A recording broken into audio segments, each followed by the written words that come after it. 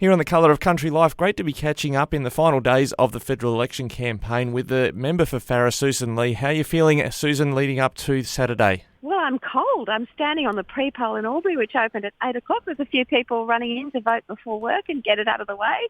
And I'm also feeling optimistic and happy for the work that my team has done across my electorate of Farrer, not just in the election campaign, but over the last 3 years. We've delivered $500 million in extra programs and projects since 2019, and I've been talking to people about them and seeing some of them come to fruition. Now, just out of interest, how have the lines been at the polling booths? We've seen ads for them, the Electoral Commission asking for staff still days out from the election. Are they running a bit short? Are there big lineups?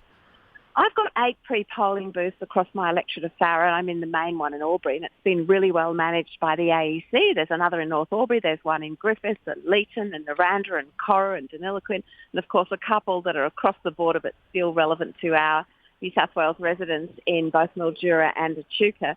So, look, it's good coverage. There's some lines, usually just around lunchtime or just before 9 o'clock.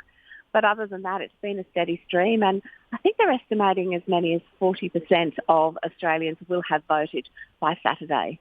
Yeah, okay. Now, look, what would you say is the biggest profile announcement that you've made during this campaign for the forthcoming term in office if you're successful in getting elected? Look, I've made several, but one of the ones that was really important because I represent irrigated agriculture in the Southern Basin was one for the rice industry. So it was $5 million towards an upgrade of the Leeton factory. So everyone's familiar with those microwave packets that you pop in the microwave and they're ready for dinner, and you're not sort of steaming rice as we did in the old days. They're just flying off the shelves. At the moment, they're made in Thailand. This is actually going to bring that manufacturing onshore to Leeton. So that's great for an industry that I'm really proud of because I represent most rice growers in Australia. And, it's a great profile for our farmers, who I always say are the biggest environmentalists. Well, There's been other community-based projects, but, that one does stand out for me. It's a perfect example of the value-adding agriculture's been talking about we need to do more of in Australia. I think the pandemic's shown us the more we can have our supply chains and value-add within Australia, the better. Absolutely. That is exactly what this does, and it adds 28 jobs to the Leeton factory, the manufacturing process there. But it's for all of our growers, and it's for Australia internationally, because our rice is demanded overseas, from the Middle East to Southeast Asia to countries that grow their own rice. They know the quality of what we can present to the world. And you bring to that conversation, you have been the Environment Minister as well. I've heard it said that within the rice, where the rice is grown, the wetlands and the birds that, migratory birds that visit there are environmental benefits of those plantations, which sometimes people outside rice growing areas don't tend to hear. Absolutely. I wish people that criticise our industry could have been with me in Coleambally recently, where I was in a wetland completely created by farmers with black box, the eucalypt forest, and southern bell frog and swift parrot, both on my endangered species list as Environment Minister, but flourishing there. So, when we get the balance right, which we really must always strive to do, we get some terrific outcomes. Now, just on climate change itself, it's a hot topic almost every election campaign recently. Just where does the coalition government stand on climate change? Well, our technology investment roadmap is critical to helping both Australia and the world transition to renewable energy at price parity.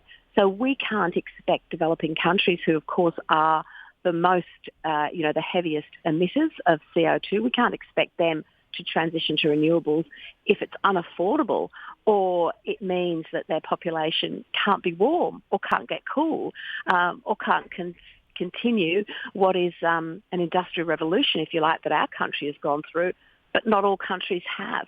So we have to respect that. We have to help them. And our technology investment roadmap, $21 billion, and also a $2 billion climate fund for the Pacific, is all about that. So Australia is lending its smarts, its innovation, its capacity to come up with great ideas around hydrogen and ultra-low-cost solar. We're exporting that to the world. And We're 1.3% of global emissions, so we're tiny, but we are helping the globe.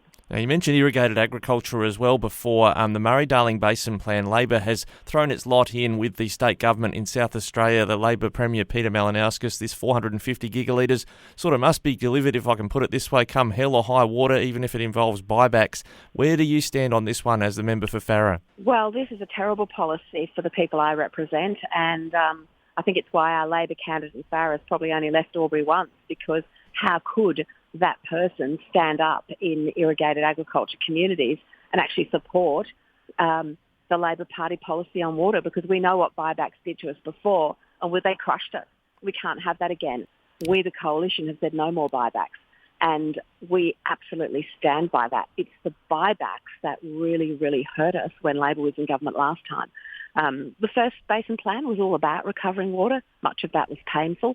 The second plan, due in 2024, and I'm going to start working with my communities towards that if I'm re-elected, the second plan has to be about delivering water smarter, doing it better, and having a win-win, like we saw with $35 million we were able to provide to Murray Irrigation for a connected floodplains project, which actually uses environmental water to help deliver productive water, fills up the channels, adds revenue to the company, and actually provides that win-win for farmers and the environment. Now, sorry to labour the point, no pun intended, but with the Murray-Darling Basin Plan, when you say that 2024 will tick over, what happens if that water recovery, the 450 and the 2750, hasn't been fully achieved by then? Do we just go to Plan B, the second plan, and try and achieve it? Well, state governments are responsible for what we know to be the Sustainable Diversion Limit projects, and New South Wales in my state is working very hard on that.